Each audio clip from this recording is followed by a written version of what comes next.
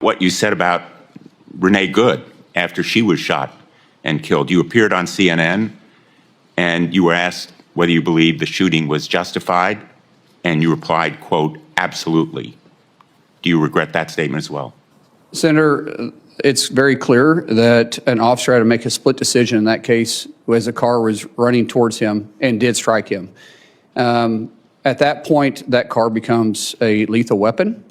And an officer that there was another officer obviously giving her verbal commands.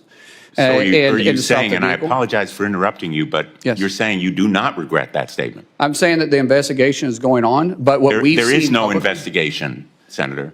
In fact, that was my next question to you. Senator, don't you think there should be an investigation? My understanding is that there is. I will find out once if I'm able to get confirmed. But those are two different incidences. The Department of Homeland Security and the Trump administration has blocked state and local investigation of the killing of Renee Good. And I hope that you will permit that investigation to go forward. Senator, state and local investigation doesn't investigate federal. FBI does that through DOJ.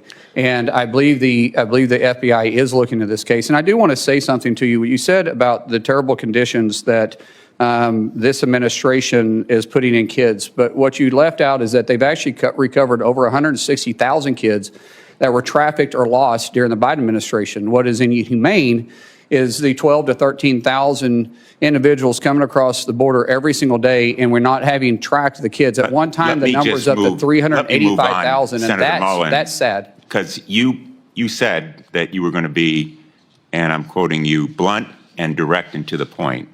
So I regret that you don't retract that statement about Renee Good. But I want to ask you about a statement that was made regarding the Preddy killing by Steve Miller in the White House. He said, quote, that Preddy was a domestic terrorist who, quote, tried to assassinate federal law enforcement. Don't you think it was irresponsible and reckless for Stephen Miller to post that claim on X without any evidence, just as you have retracted your statement? Senator, I believe that question is better asked to Stephen Miller, not myself. I can't speak for him. Well, Stephen Miller also said, again on Fox News, quote, under President Trump's leadership, we are looking to set a goal of a minimum of 3,000 arrests for ICE every day. If you're confirmed, are you going to be directing ICE to arrest 3,000 people a day? Sir, once again, can't speak for for Stephen Miller, but I can say the President has tapped me to be the Secretary of Homeland, and I will lead that department, and I'll lead it. So will you continue that arrest quota of 3,000 people a day? No quota has been set for me, sir. Well, in effect, it's a quota if the White House directs the DHS Secretary the President of the United States sets the policies, and I'll be working with the President. If you have a question for Stephen Miller, please ask him. Well, I really regret that you are going to stick to those same policies and practices and condone the statements of the White House that are so demeaning to someone who was a victim of lawlessness and recklessness by an ICE officer. Senator, I didn't say that. Well, let me ask you then my mouth. A different question. ICE has been breaking into people's homes without any judicial warrant. The sanctity of our homes is absolutely critical. I think you'd agree with that point. And it is the law that a judicial warrant is required to forcibly enter someone's home. Kristi Noem acknowledged in her testimony in response to my questions that at least 28 break-ins have occurred. My ranking member leadership on the subcommittee for permanent investigation has produced a report that shows probably many more such break-ins have occurred. The result of a memo last May from the acting director, Todd Lyons, and it's behind me now, that instructed ICE agents to break into homes. I understand that during your staff interview last week, you said that there would be no more such break-ins to people's homes without a judicial warrant. if confirmed, will you commit to me and the chair and ranking member of this committee and the American people that ICE will no longer instruct agents to break into people's homes without a judicial warrant?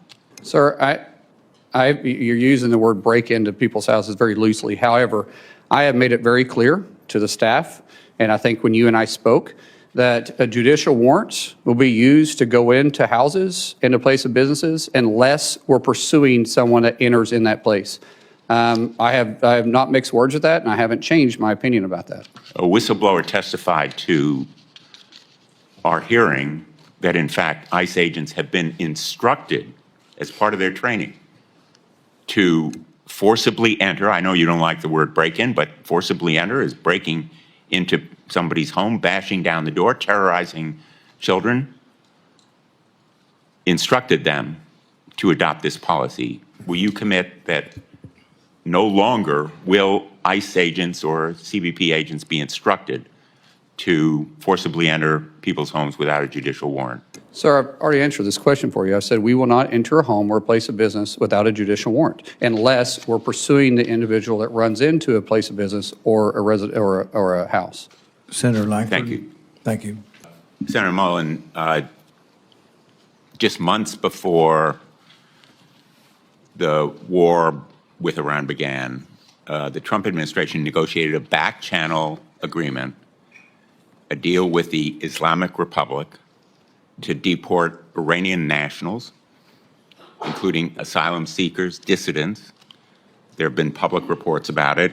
CNN on January 26, 2026. New York Times reported it in a couple of articles in September and December, that flights in around that time deported tens of those kinds of Iranian nationals back to Iran as part of this secret agreement. I want to tell you about one husband and wife, Christian converts from Islam, who were sentenced in absentia to 9 and 11-year sentences by the Islamic Republic. They fled to the United States seeking asylum, but they were detained by ICE on arrival. The wife was deported.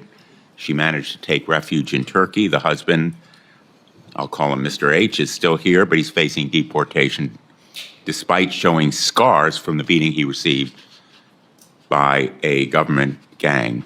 I have both of their declarations. I'd like them to be entered in the record. There are Iranian-American organizations like the Iranian-American Legal Defense Fund that have further information. I have no doubt that you share my outrage about the treatment of this couple and other Iranian nationals who were deported possibly to torture and death in Iran. Will you agree with me and commit that we should stop deporting such people?